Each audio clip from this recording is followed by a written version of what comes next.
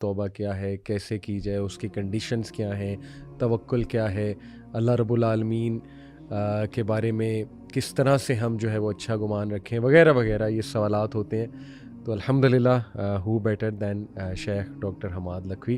अस्सलाम वालेकुम रहमतुल्लाहि व जी, बरकातहू। वालेकुम अस्सलाम रहमतुल्लाहि व शेख आप बरकातहू। खैरियत से हैं जी, माशाल्लाह? अल्लाह का शुक्र काफ़ी अल्हम्दुलिल्लाह। टाइम बाद माशाल्लाह, लेकिन ये कि मुलाकात तो हमारी रहती है।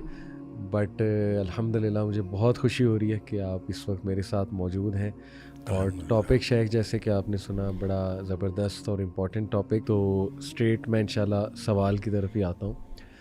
शेख मैं गौर कर रहा था हज़रत मूसा अलैहिस्सलाम के वाक़े पे।